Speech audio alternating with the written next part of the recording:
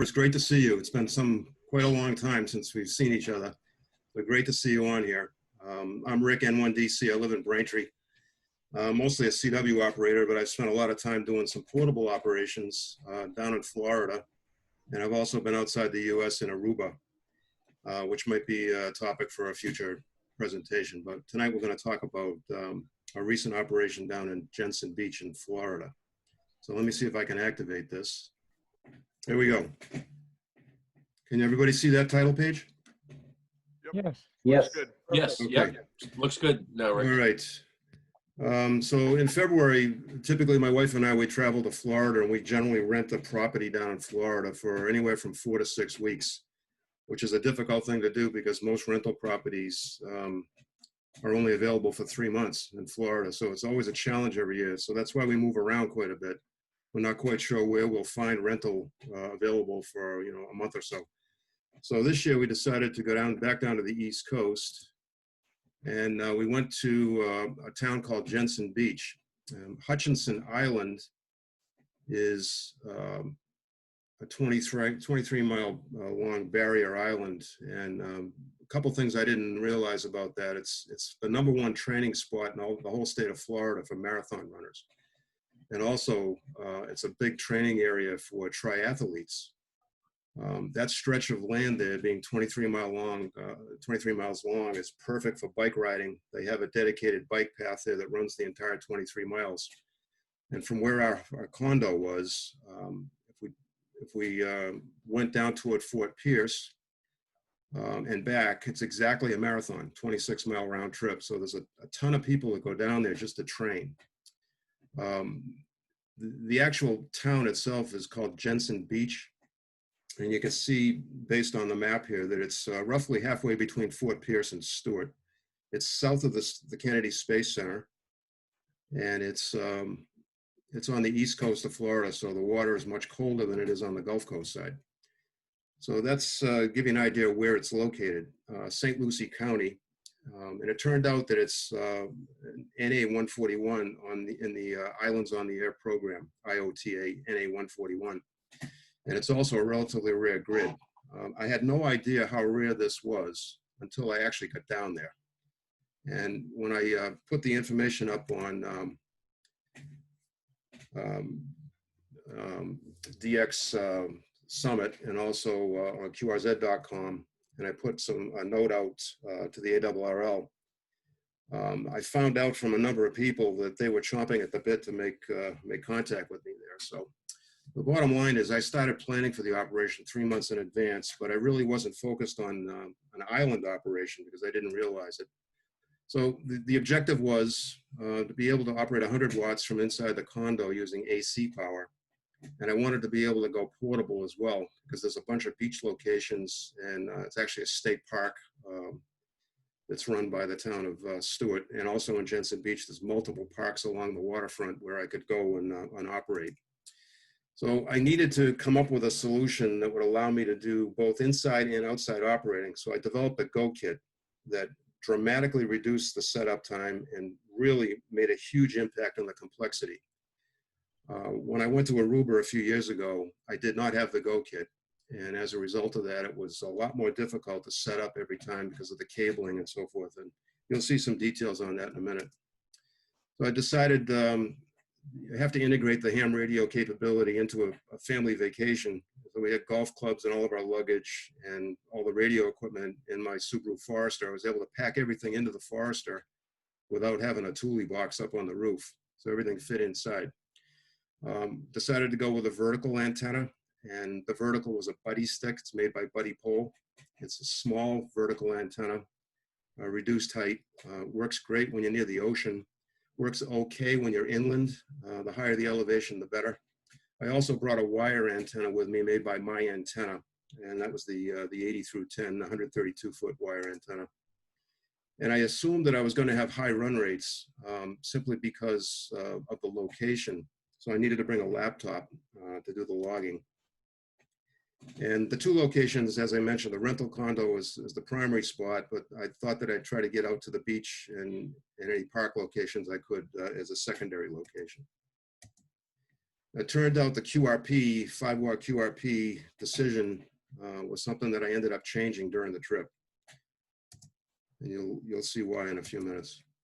So the Go Kit, I had a KX3 transceiver and I bought the amplifier from Henry, K1USN.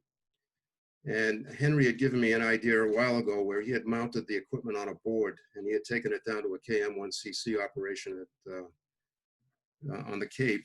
And I had done a bunch of research on the internet and done some talking to the guys at DX Engineering. And I just decided that I was going to take all the equipment I had, which is the transceiver and the amp, a PowerWorks AC supply, a 9 ampere hour battery made by Bioenno Power, a battery charger, a battery monitoring system called the Buddy Pole Power Mini that keeps track of the discharge rate of the battery, how much capacity you have. I put a quad AC outlet box with an 8-foot power cord. There's 4 Elecraft cables that connect the radio and the amp, a power cable and a ground wire. And I was able to fit that entire assembly inside an Apache 5800 case that you can buy at Harbor Freight Tools. So this is the equipment on a tabletop. This is what it looks like inside the case with the cover open. And then there's 2 views of the case there. The case has rollers. It fits in an airline overhead. And really the objective for me here was to be able to set up fast, not have to fumble around with cables or look for cables. I wanted to pull this assembly out of the case, plug in the power cord, plug in the laptop, an antenna, and a key, and be on the air immediately. And of course, I have to set up the antenna as well. But I actually timed myself a couple times, and I was able to set this up in just under 3 minutes. And it completely eliminated the cable management problem and the equipment storage mess. I had equipment everywhere, and just trying to pull it all together and find things quickly, it just became a job, and it's supposed to be fun. So this made a huge difference. Hold on one second here, jump forward on me. So in addition to that Go Kit bag, I've got a travel bag that's actually designed for professional photographers. Marty gave me a tip on this. It's made by Think Tank Photo. I bought it from Hunt's Photo, which is a local Boston store. It holds the laptop, the antennas, the coax. I've got 150 feet of coax, a 50-foot section and a 100-foot. Holds the key, the microphone, tools, basically everything except the painter's pole, which I use to support the vertical. It's a backpack style bag that I could basically sling it on my back like a backpack and walk through the airport with it. I was thinking about getting one with rollers on it too, but I decided that if I was ever going to do any mountain topping or soda work, that I want to be able to have something on my back. And so that's the reason I purchased it originally. And you can see here up on the next to this is the Buddy Pole buddy stick. Antenna fits in this little bag right here. And this is a painter's pole that is available at Home Depot. It's made by Sherlock. It's a great painter's pole. It doesn't have friction fits. So if you want to put it up in a specific height, it will stay there because it locks in position, just like a tent pole. It's way better, in my opinion, than the friction fit type telescopic poles. So I had a number of goals. I wanted to try again from a condo. My experience back in 2018 in Aruba wasn't very good. So I really wanted to answer the question, what does it take to work stations from inside a condo in Florida? Now, it turns out I've learned a lot from a number of people that own condos in Florida and also my own research, that most of the condos down there have steel frames inside the building structure.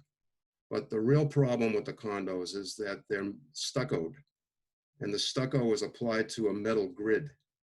So you think of it, I was basically sitting inside a Faraday screen shield. And that was the reason that in many cases, there's almost no RF at all inside condos. So you need to get a good antenna way outside and get it up as high as possible. So I wanted to experiment with different locations, see if I could make the condo work, go to a beach if possible, try some parks. And I decided I was going to concentrate on 20, 30, and 40 meter CW. It's probably the most effective way to get the signal out.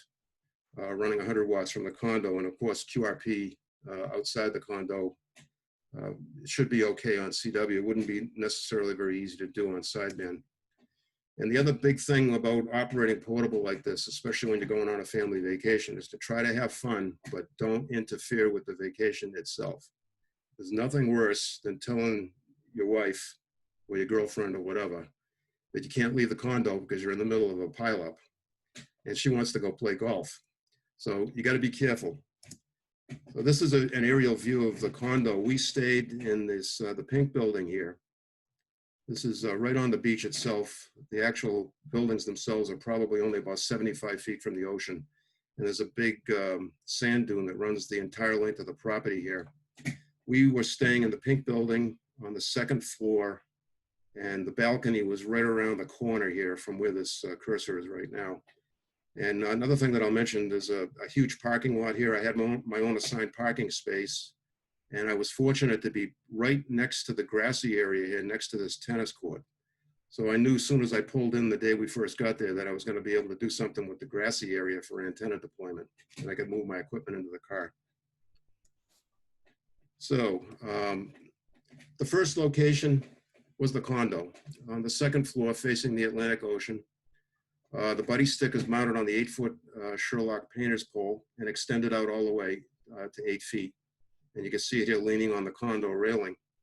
There's a counterpoise wire that works with this. You need a ground wire for this short and vertical to work. It's about 35 feet long, and depending on which band you're on, you may need all 35 feet, or you might need less than that. Typically on 20 meters, about 22 feet seems to be the right length for the counterpoise. So what I had to do, because I couldn't run the counterpoise outside, I needed to keep this stealthy to keep the other people that own the properties there happy, and basically keep it quiet as possible. I had to run the counterpoise inside. So I opened the sliding door to the balcony and ran the wire inside. And you can't really see it in this picture, but the end of the counterpoise is attached to that chair right there, right next to the dining room table. So again, that's a little bit awkward because the thing is in the air running inside there. So just have to be aware when I'm operating that my wife doesn't run into it, or I forget that it's there when I have to do a bio break. But the nice thing about it is the Go kit with the KX3 and KXPA 100 tunes perfectly dead flat on the entire 40 all the way through 10-meter bands. So I had a perfect full output, and it was a very easy automatic tuning. The second location that I tried was outside the condo next to that tennis court I showed a minute ago. Put the antenna up on the painter's pole. I've got little guy wires there to hold it vertical. And I set the equipment up inside on the driver's seat of the Subaru Forester. And I folded down the glove box on the passenger side, and I set the laptop on top of that.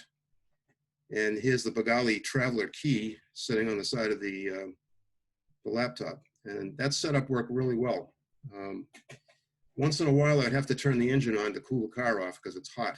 So I'd run the AC once in a while, but most of the time I just operate with the windows down, and there was enough of a breeze that it was fine.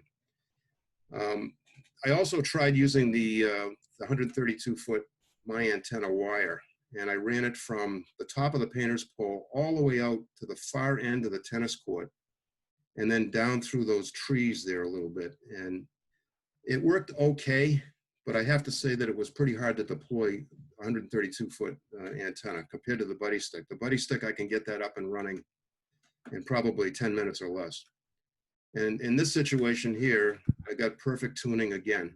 The KX3, because I was running QRP at this time, using that 9 ampere-hour battery.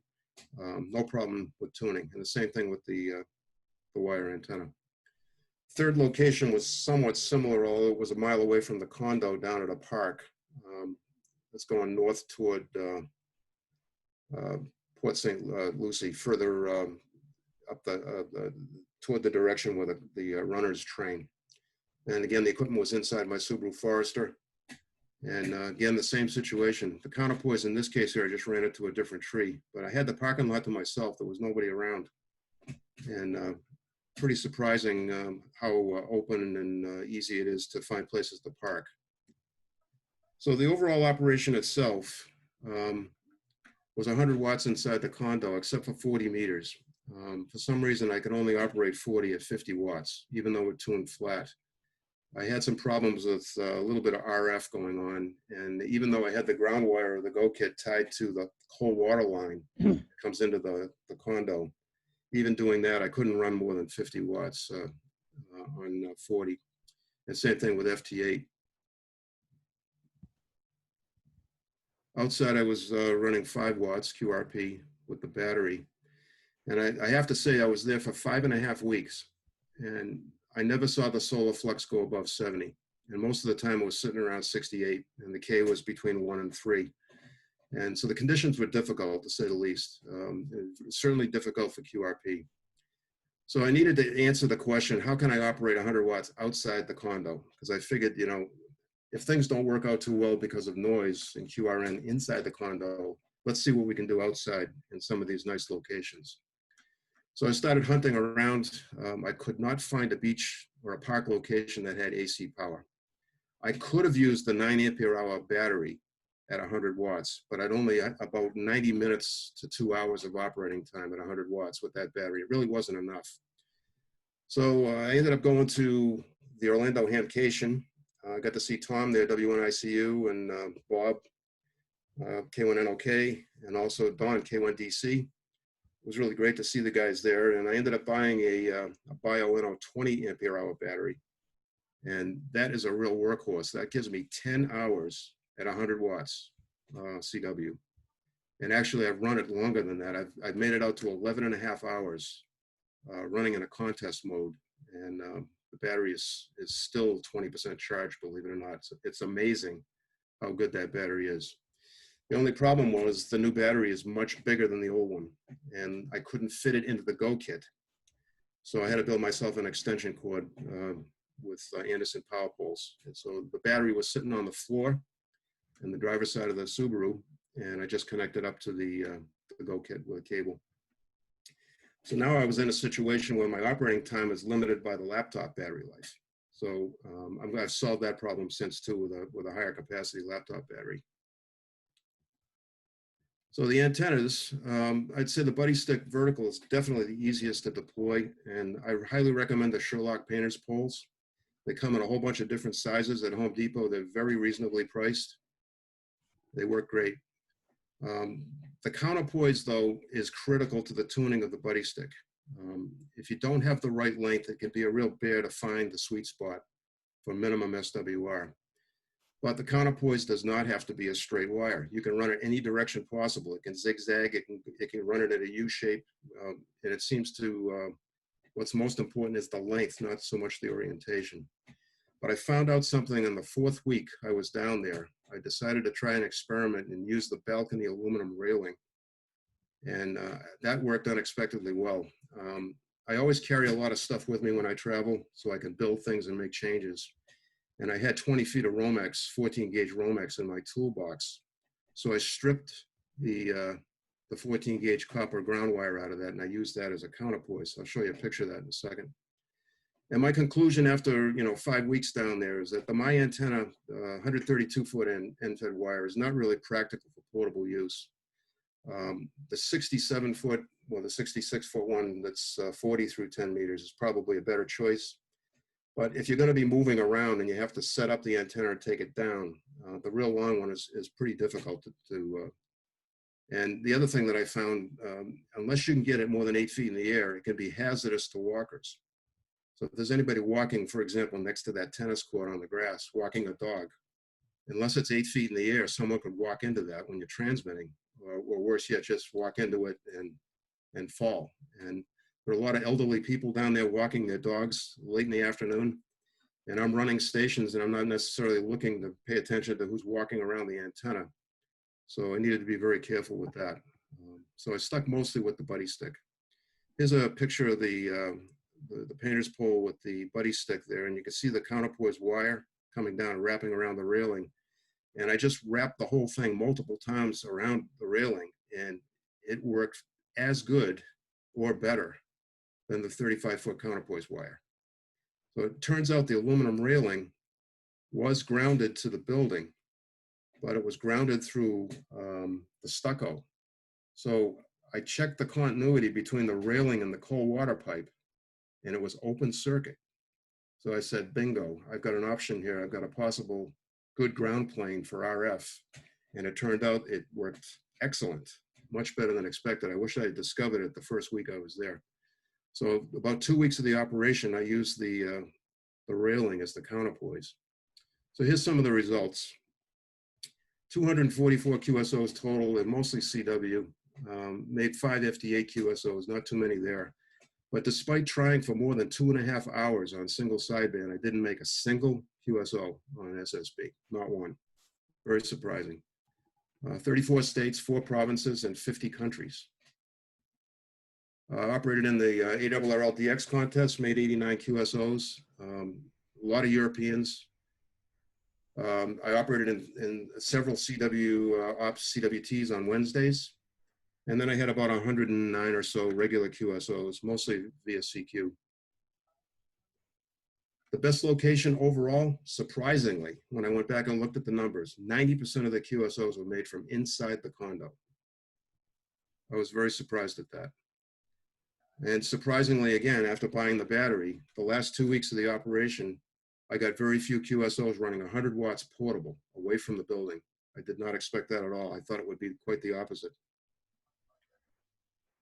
And part of the excitement of this operation was the IOTA guys. There's like a fraternity of ham radio operators out there that chase islands. And Tom, SM3DMP, who's also a K7, by the way, he was so excited that I was operating on Hutchinson Island that he sent me about 10 emails. He tried to call me twice, but he never got through to me.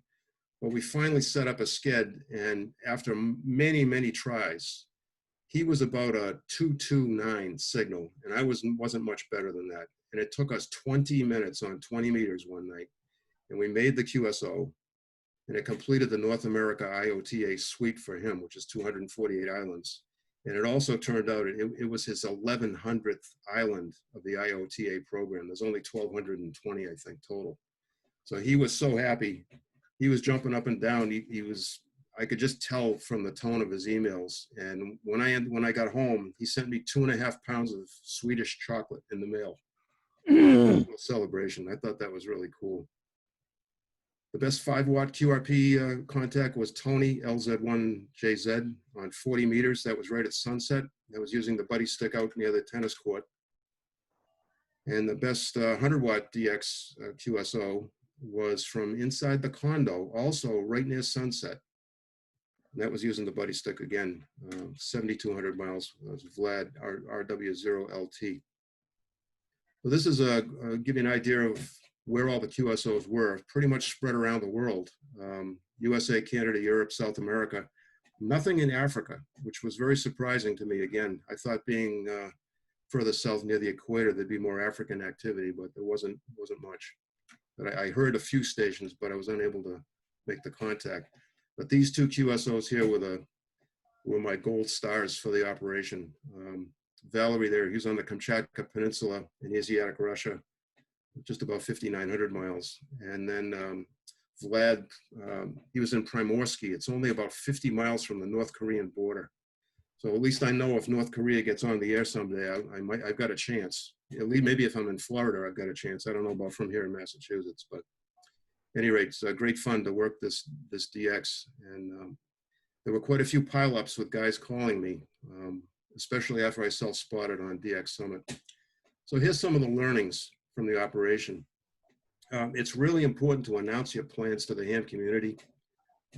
I spoke to the guys at Daily DX and the ARRL, and I sent out some news information to some clubs that I was going to head south. And another thing that's really, really important is to set up a QRZ page dedicated to where you're going to go. Don't try to bury it inside your existing QRZ.com page, because people won't be able to find it. So I did an N1DC Portable 4 page before I started operating. So if anybody wanted to look me up, they could see details of what was going on, and I could explain a few things there. And I did find out sort of after the fact, or almost when I was ready to leave Braintree, that NA141 is rare. So I figured it was going to be a lot of activity. The other thing that's important, it was sort of the only real disappointment I had for hams that were trying to work me, was the guys in Japan. I probably got 50 emails from Japan, and the opportunity to work Japan is not great unless it's early in the morning at sunrise, or typically around sunset, around the gray line time. So I try to keep a daily schedule to try to take advantage of those two time frames. But when you're on vacation doing things, it turns out it's right around the time you go out to dinner. So it was a little bit difficult, but unfortunately I never made a QSO with anybody in Japan. We tried multiple times, but it just didn't happen. Another thing that's really important when you go out there on a rental property is make sure you read the rental contract very carefully. I read the whole thing, start to finish, and I found out that there was no antenna restrictions at all. There was nothing mentioned. So I decided I could use the balcony railing, but I also wanted to, keep things quiet so no one would object to anything. So I stored the antenna inside the condo when I wasn't operating. So I just take it down and bring it inside and store it. The outside grassy area next to the tennis court there were signs there that said that this area is for dog walking. Not necessarily for antenna deployment, but I got a few odd stares from people, but no problems. Didn't have any issues at all. The other thing I think it's really important, one thing that helps me a lot is I never give up. Being a contester just kept me in the seat trying new things, new locations, new antenna configurations. And the best way to deal with the condo QRN, and there definitely was some, is to adjust the RF gain on the radio. It's amazing how many stations you can hear with the RF gain turned down to about 60 to 70%. You don't need it at 100%. You don't even need it at 90%. The signals will come through, and quite often there's no noise at all when there's less RF gain. I did have the noise suppression turned on as well. The other thing, bring tools and bring parts. I had my full Anderson power pole capability with me. I had the crimper, all the parts I needed to do anything that might be necessary to modify coax cables. So I had my tools with me. And really important to self-spot. Don't assume calling CQ just because you're in a rare IOTA location that all of a sudden the world's going to start calling. It's important to self-spot. And the other thing, when you're near the water, whether it's the Gulf Coast, the Caribbean, or the East Coast of Florida, ocean salt spray can be an issue. My car was coated every single day, turned from blue to white every day. And out in the parking lot, they had a drive-through car wash.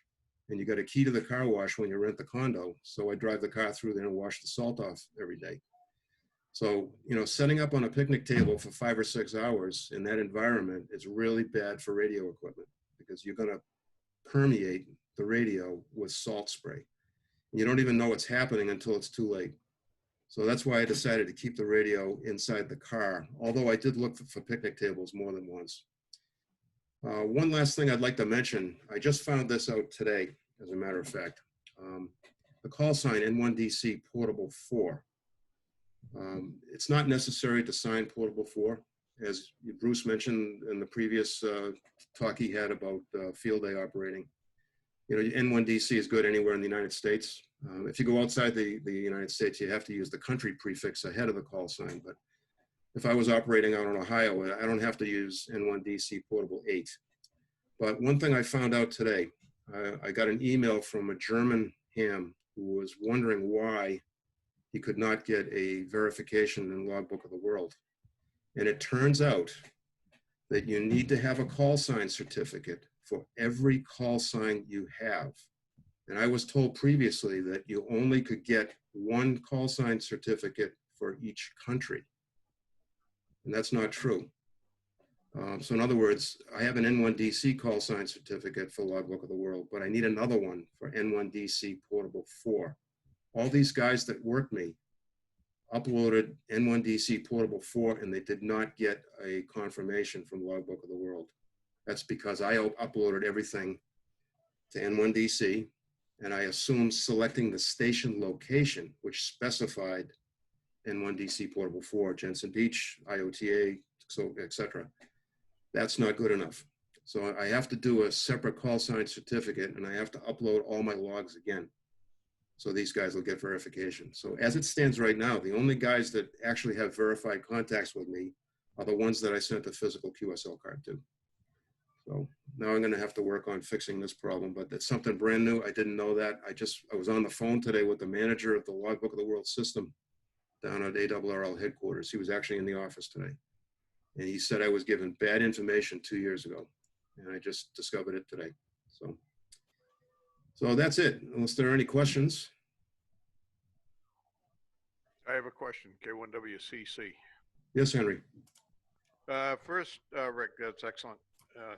Thanks for doing it. What type of coax generally did you use? Was it RG58? That's question number one. Second question would be, when you tune the buddy stick, did you have to keep pulling it in and changing the clips on the coil whenever you change bands? I assume you did, but I'm asking anyway. That's it. Yeah, I used high quality RG58 coax. I bought it at Dayton a while ago. I actually bought it from the Buddy Stick guys. And the reason I bought that was because it's got BNC connectors on the end, and it has rubberized caps that go over the connectors to keep things weather tight. So I use that. I think it's important to use good quality coax. Don't use anything that's too old or questionable. You're far better off to buy something new. And from a Buddy Stick perspective, yes, in order to change bands, I'd have to change the tap. So I've got 3 taps on the coil that's part of the Buddy Stick. One for 40, one for 30, and one for 20. And I move the tap to that position, and then I'd have to adjust the counterpoise a little bit. But surprisingly, when I connected the counterpoise to the railing and I set the tap to the 40-meter position, the KX3 and the KXPA 100 tuner combo like that. And I didn't have to change the taps anymore. And it worked pretty well. So, but normally you have to change the tap. And if you don't have an SWR bridge, you can tune that antenna just by listening to the background noise on a receiver. A little more difficult doing it that way, but it does work. But I have to say the Elecraft tuner is pretty amazing. It can handle almost anything. Rick, did you have a tuner, an SWR analyzer with you? I did. I had the MFJ 269. I brought that. Okay, And, I'm sure that was helpful. Yeah, it's helpful, but again, in a learning's perspective, it's not the most portable piece of equipment. That's for sure. It's kind of bulky, but yeah, I brought it with me, and it served the purpose well. So you got to tell me now that you discovered this thing about the Logbook of the World. I'm sure you're going to correct that. But what about SM3 DMP? Did he get a physical QSL card? Yes, he did. Well, it was worth the two pounds Yes. of shock Yes. from Sweden, Yeah. huh? Oh, Excellent. yeah. I So- don't think he's probably the happiest ham I've come across in 52 years. I'll tell you, he was jumping for joy. So, there's a lot of us that have chased DX for years. And, if you've been around through a few sunspot cycles, you've managed to catch some of the good times. But it's been pretty crappy for a long time here. The IOTA program, it's been chugging along for years. It's really had quite there's a lot of interest in it. And I know a guy like, Joe Reisart there, W1JR, who's worked everything on every band and every mode.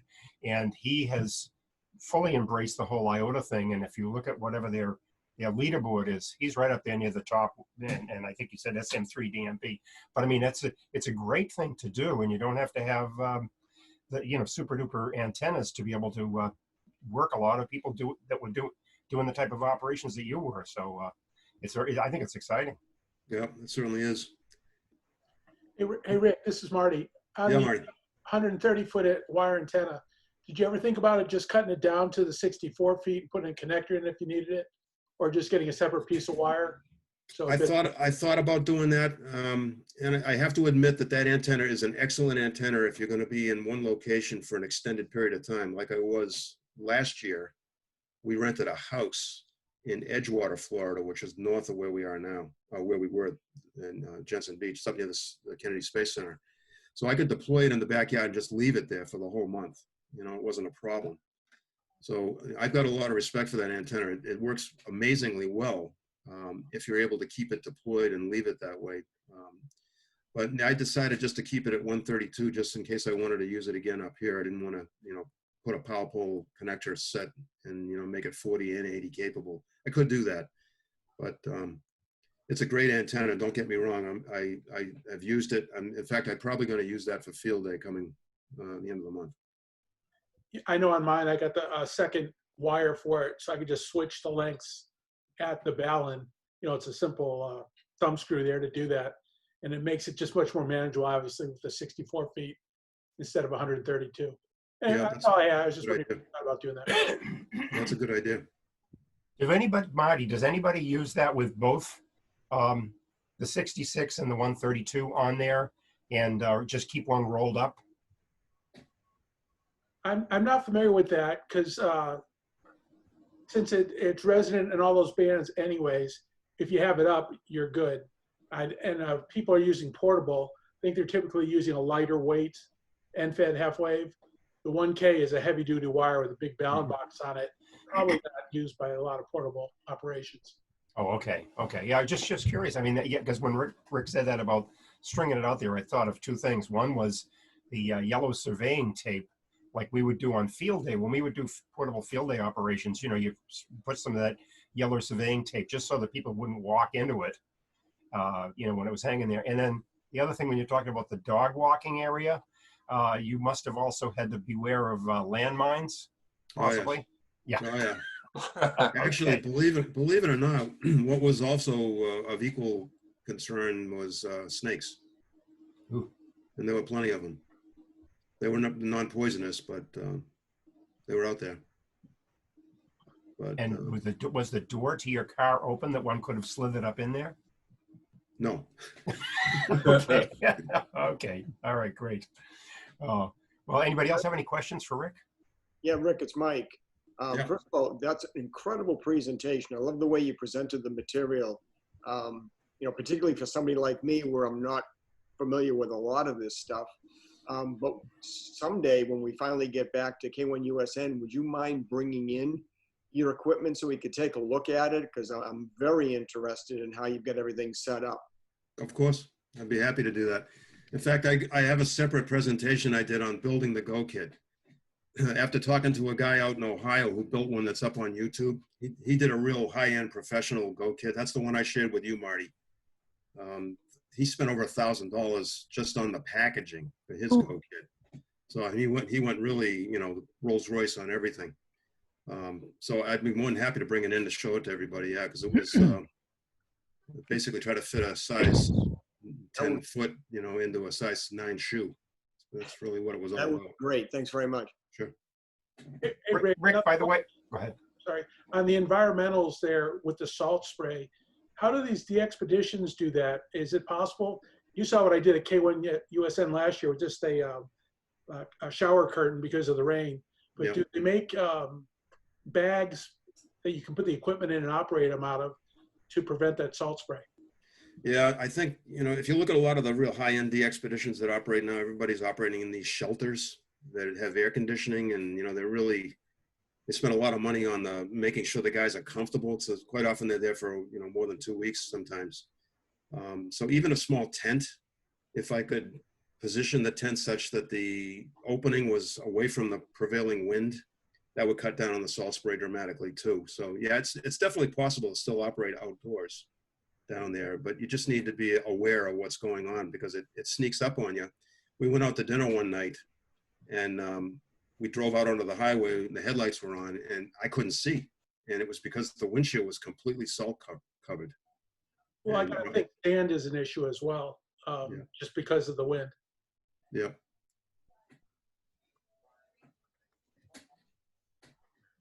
Rick, it's Mike. Yes, Mike. Can you hear me? Is there a reason other than the BNC connectors on that pre-made cable that you didn't use 8X, or is 8X not available with BNC made up? It's available. It just turned out as the stuff that I bought that was on sale when I was out at Dayton. Oh, It is available. And I like the BNCs for portable because it's a quick disconnect, you know, it's a solid connection. There's right. no question about turning the shell of the PL259. So yeah, but pretty much anything's available now through DX Engineering or even directly from Buddy Pole, places like that. The guys that do the soda work, there's a lot of widespread use of BNC connectors underway now, I would say, with portable guys. Good. Rick, when you were when you said you had spotted yourself, like when you were out there in the car, you had access to internet, what, through your phone? Yes. Yeah. Okay. Okay. Yeah. And did you get? Is there? I'm guessing that there probably is, but is there an IOTA chat board that you had logged into also? I didn't log into it when I was down there. I posted a message there, and it turns out I found out again something new today that I did not know. And this is from this German ham that contacted me today, is that the IOTA folks and the Radio Society of Great Britain, if you let them know that you had an IOTA operation, they will work on their end to extract the QSOs from Logbook of the World. They have some kind of an agreement with the ARRL to make sure that IOTA QSOs make it through and they don't get lost in the system, which basically what happened with my QSOs. So they're doing some kind of data mining, the Radio Society of Great Britain, the IOTA people, to pull the QSOs forward to make sure that they get distributed properly. Oh, that's good. Well, between that and what you're probably going to upload them again under the new //4 call sign. But the thing with the, I know that the SOTA group, the people that do the mountain topping, they get on the chat board, and they, because they may only hike up there and be there for like an hour or 2 hours or something like that. Then they got to head back down. So they're live on the chat boards and letting everybody know, hey, I'm here for the next 45 minutes. Yeah. And it's amazing to see if you listen and, if you happen to catch them and you listen. So I would think they probably are doing the same thing on that, on the IOTA board too. Yeah, that's a good point. That's something I'll definitely have to consider in the future. It would be like having a parallel DX summit going on. Right, but it's more specific for that. And I noticed, like, I always used to watch for Steve, the goat hiker, on the SOTA board, and you'd see him. He'd pop up all of a sudden. He'd pop up on there and work 25, 30 stations, and then have to pack up the goats and head back off the mountain. So anybody else for Rick before we let him go get a drink of water? It's Mike again. I kind of thought that John Murphy is doing a lot of POTAs, and I thought that each IOTA and summits on all of those had their own website to show who's on and who's active at that moment, but evidently not, huh? Well, they probably do for the parks on the air too. Yeah, well, they do for parks on the air. My question is, do they do it for all of the other OTAs? I don't know. Mike, believe me, I'm not a total expert on these various things. So it's interesting that there's a lot of things just like this that represent learnings from the club, for me, and also would probably make a lot more QSOs for guys that are out there that maybe never even knew I was in Florida to begin with, So yeah, I think going forward, that's a definite thing that I'm going to incorporate for sure. So now you have to look for a condo. The Amateur Radio Lighthouse Society. Well, yeah. What would you say, Henry? I was going to say the Amateur Radio Lighthouse Society also does that. They have their own board. So when they activate a lighthouse, they let you know ahead of time, and then you look for the guy, and it pops up when he's on the air. Okay, so that begs the question now, Rick. On Jensen Island, is there a lighthouse and a park on that island where you could operate from that and cover all three things at the same time? There is no lighthouse. Oh, really? But there is a park. Yes. And so, yeah, from a POTA perspective, definitely. But I have to say that that island it's pretty unique. I don't think I've ever seen an island so flat. It's literally dead flat. I think the elevation change from one end to the other is only about 9 feet in 23 miles. So it's really easy to navigate around down there. And there's a lot of places that you can pull off. A lot of beach access roads where there's a dirt parking area that you could pull right in there and throw an antenna up on the palm trees, and you could operate from. And pretty much what I was trying to do was find an area that I could operate where there weren't too many people that I'd have to worry about antenna deployment or anything like that. And So most of the beaches were pretty crowded. And so the beach locations weren't the greatest, but there's certainly a ton of places to operate down there. Not only on Hutchinson Island, but even, inland. There's a lot of parks and things like that. Did you have one of those pocket fisherman things or something to throw the line up over a tree? I mean, normally I would have a spinning rod with me, I literally placed it by hand where I could reach. Oh, And I used a weight that I had in my toolbox, which actually was a hammer. But I needed to be careful because the palm trees, it's really easy to snag stuff in a palm tree and not get it down. So I had to be careful that, my hammer didn't get stuck up there and then it would fall and hit some 90-year-old woman on the head, So, Well, wear gloves next time so there's no fingerprints on the hammer. yeah. Yeah. Okay. Hey, Rick, I had a question for you. I just went back and looked at the results real quick. I was just curious. We know you love CW. You only did a handful of FT8s contacts.